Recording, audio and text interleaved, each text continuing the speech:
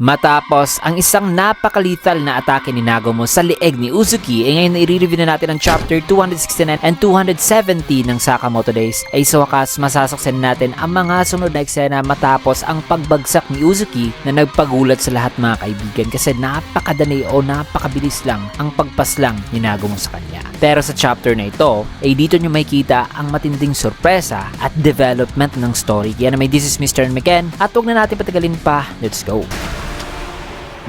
Nagsimula ang chapter dito sa isang kamay na kung saan ay tumitibok ng malakas ang kanyang puso o maririnig ang pagtibok ng puso habang inaalala nito ang baril ni Sakamoto na may signature. Sa sumunod naman na eksena ay makita na bagsak na si Uzuki habang si Nagumo ay naka-look down sa kanya. Si Kanaguri naman ay patuloy pa rin na nagvi-video habang si Akira ay unti-unti nang bumabalik ang kanyang malay. Si Nabold naman ay nagulat na sabing pinatay talaga ni Nagumo si Uzuki habang ang magkapatid na sina Seba, sina Lu at Granny Mia pati na si Hisuke at Kamihate, si Shishiba din, si Amane at Atari ay gulat talaga sa nangyari. Nagyawa naman sa tuwa ang mga tao na nakawitness sa sabing sa wakas ang pinuno ng bagong JAA ay patay na. Nakalaya na tayo sa mga assassins. Nalungkot naman ang mga supporters na X na sabing hindi ako makapaniwala. Akala ko ito ang simula ng panibagong nakakamanghang era. Sabi naman itong isang pamilya na baka ligtas na raw at safe na raw sila ngayon. Nababalik na ba raw sa normal ang lahat? Dito naman kay Shishiba ay napansin niya na nagising na si Usaragi at nagsalita na hindi pa raw sapat yan. Kailangan dong siguraduhin ni Nagumo na patay na talaga si Uzuki. Sabi naman ni Shishiba na Usaragi, gising ka na pala. Naubo naman si Usaragi na sabing pugutan daw dapat ng ulo at putol-putulin ang katawan ni Uzuki. Na ang ginawa raw ni Nagumo ay hindi pa raw sapat. Sagot naman ni Shishiba na tignan mo ng maigi. Ang lahat ng dugong yan ay nagpapatunay raw na sa carotid artery raw tinamaan si Uzuki. Yan daw ang style ni Nagumo kasi ayaw raw ni Nagumong magdusa ang kanyang kaibigan noon. Dito naman sa footage ni Kanaguri ay may napansin siya kasi dumating na rin si Shin na sabi naman ni Nagumo na Shin. Dumaan lang naman si Shin at di kinausap si Nagumo sapagkat nilapitan niya si Sakamoto na sabing, Mr. Sakamoto, pakiusap, tumayo na po kayo. Tapos na po ang lahat, umuwi na tayo sa store, Mr. Sakamoto. Sina Hana, Miss Aoi, Lu, Hisuke at ang lahat ay naghihintay po sa'yo. Naiyak naman silang lahat dahil sa pag-iyak din ni Shin habang pilit niyang kinakausap si Sakamoto na unresponsive mga kaibigan. Maya-maya pa ay may napansin si Shin kaya agad niyang pinakiusapan si Nagumo na sabing, Nagumo, tawagan mo ang JAA rescue team ngayon din. Baka masasalba pa natin si Mr. Sakamoto kasi ngayon lang nabasa ko ang iniisip niya. Sugot naman ni Nagumo na Shin, tiningnan ko na kaninang mga sugat niya. Patawad pero imposible na. Ang kanyang mga bituka at tiyan ay nahiwa na. Kahit na mabigyan pa siya ng mabilisang laparotomy para makita at matreat raw ang sugat nang sa ganun ay di na raw ito mag-bleed, ay huli na raw talaga. Nagalit naman si Shin na sabing, ano bang alam mo? Ngayon lang sa isipan ni Mr. Sakamoto na nagsasalita pa si Shin ay sabi naman ni Nagumo na paumanhin, kasalanan ko to. Nainis naman at naiyak itong si Bold na sabing, Sakamoto, kung nandiyan lang talaga ako kanina para lumaban sa tabi mo. Nagsalita naman si Kindaka na sabing, teka, mukhang may kakaiba rito. Sabi naman ni Bold na, ha? Kaya sinabi na ni Kindaka ang sinabi noon ni Atari nung sinabi nito na kahit anong gawin daw nila ay masama raw talaga ang resulta sa laban ng Sakamoto at Uzuki. Na ayon pa kay Kindaka na sinabi rin daw ni Atari noon na kung mamimiligron raw ang buhay ni Uzuki ay ang mabangis raw na halimaw sa kaloob-looban nito ay magigising daw talaga at mamamatay si Sakamoto sa laban. Kaya sabi naman ni Bold na anong ibig mong sabihin na para bang may mali? Nangyari na ang sinabi ni Atari sa atin kanina, di ba? Which is ang pagkamatay ni Sakamoto. Nasabi naman nitong foster father ni Shim na anong ibig mong sabihin? Sagot naman ni Kindaka na masama talaga. Yan ang sinabi ni Atari na masama raw talaga ang mangyayari. Kasi sa kanya nakikita ngayon ay parang napakaswabe o napakabilis lang daw ang pagkatalo ni Uzuki. Kaya balik kay Nagumo mga kaibigan na parang nagulat ito at may naramdaman siyang kakaiba kay Uzuki. Kasi makikita na napangiti na ngayon si Kanaguri na sabing hanggat sa di pa raw nagro-roll ang end credit scene sa isang pelikula ay di pa raw talaga ito tapos at ang lahat ay pwede parang mangyari. Sabay may kita na tumayo na si Uzuki, bagay na gumulat kay Nagumo sapagkat may kita na inaayos na ni Uzuki ang kanyang buhok. Kung kaya't agad na sinipan ni Nagumo si Shin para mailayo dito. May kita naman na napapasugod na si Uzuki habang si Nagumo ay naghanda na ng atake at inatake si Uzuki na nakaiwas at bumawi ng isang sipa gamit ang dalawa talagang paa nito. Tinamaan naman si Nagumo at ang isang pen mula sa ticket standee ay nasa ere na kung saan ay agad itong kinuha ni Uzuki at ginamit ito para mabilis na masaksak si Nagumo. Nagulat naman ang lahat sa galaw ni Uzuki na sabi sa kanilang isipan na ang paraan raw nito ng paggalaw na hindi raw sila makapaniwala kasi parang halos kagaya raw talaga ito sa prime noon ni Sakamoto sapagkat ang nagayang persona pala ni Uzuki ay walang iba kundi ang Prime Sakamoto. And just like that, ay tama talaga ang prediction ng karamihan na makokopya talaga eventually ni Uzuki ang Prime Sakamoto. Nagulat naman si Shin at di makapaniwala na ang presensya pala at thoughts na naramdaman niya kanina ay hindi pala mula kay Sakamoto kundi mula pala sa Sakamoto na persona ni Uzuki. Sabi naman ng mga taong nanonood na di makapaniwala na buhay pa ba raw si Uzuki, pero bakit parang nagiba na raw ngayon ang vibes nito? Sabi naman ni Lu kay Mia na hindi maaari. Yun siya ayon naman kay Granny Mia na ang kanyang nakakamatay na presensya. Naaalala ko tuloy ang nakaraan. Nasabi naman ni Boyd na si Sakamoto ang ika-4 na persona ni X. Sabi naman ni Lu na ano bang nangyari? Bakit ba nakuha niya ang persona ni Boss? Kailan ba ito nangyari? Sagot naman ni Wutang na kung nasa bingit na ng kamatayan si X o ang kasama raw nito ay namatay, ay nakakapag-develop daw si X ng isang bagong persona bilang response daw sa matindi nitong stress na mukhang matagal-tagal na raw nabuo sa loob ni Uzuki ang Sakamoto persona na to. Nagulat man si Lu na sabing,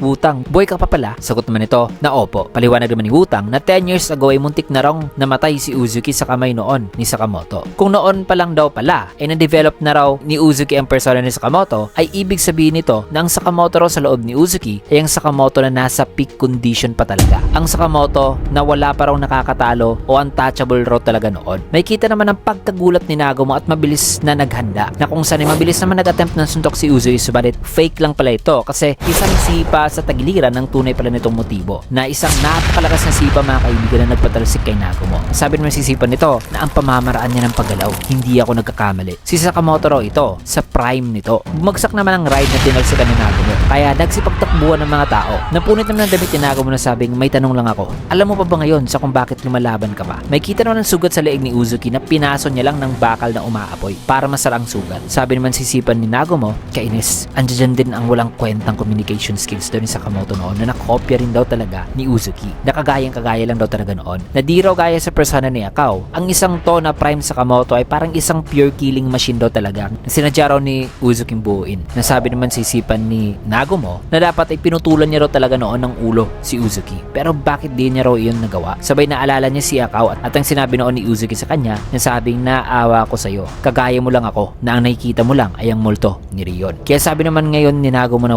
na-stuck pa rin daw talaga siya sa past. Pero ano naman daw ngayon? Papatayin daw talaga niya si Uzuki kahit ilang beses pa raw yan. Sabay naghanda na ito na kung saan ay sa sumunod na eksena na kung saan ay sumugod na siya kay Uzuki. May kita naman na nagalusan ng konti si Uzuki, subalit ang isang ride ay hinawakan lang nito at pinaspin ng napakalakas dahilan na nabali ito at patungo na ito ngayon kay Nagumo. At napakabilis ng pag-ikot ng ride na to na di na iwasan ni Nagumo mga kaibigan at tinamaan talaga siya na labis niyang ikinainis. Maya-maya pa ay dumaan na ang roller coaster at kinuha ito ni Uzuki at ginamit itong armas mga kaibigan at may kita na papasugod na siya kay Nagumo at nang ihahampas na niya ito at nang di na makakilos si Nagumo ay bigla namang di umabot ang atake at may nagsalita na sabing, kalmahan mo, ito na ang target. At may kita na dumating na si Shishiba na nasangga naman ni Uzuki ang atake nito. Ngunit di lang pala si Shishiba ang dumating mga kaibigan para magsilbing backup, kundi pati na sina Kamihate, Kindaka, Yutsumura at Usaragi, ang mga OG Order members. Nasabi pa ni Kindaka na humanda na kayo. Alam nyo na ito, hindi talaga ito magiging madali. At may kita si Uzuki / Prime Sakamoto persona na nakatingin sa kanila. Man, antindi. Paano pa kaya nila ito matatalo? Magwawagi pa talaga sila rito? Gayong ayon sa hula ni Atari ay walang makakatalo kay Uzuki once na magigising na raw ang natutulog nitong halimaw sa loob ng katawan nito na ang Prime Sakamoto persona pala. Well, ang lahat ng yan at ang matinding bakbakan mga kaibigan ay matutunghayan lang natin sa susunod na chapter kasi dito natin tatapusin ang video sa last panel na ito. Kaya naman kung nagustuhan yung video, kinikit like, comment, follow, subscribe na rin for more videos like this. Maraming salamat and see you guys again on my next video.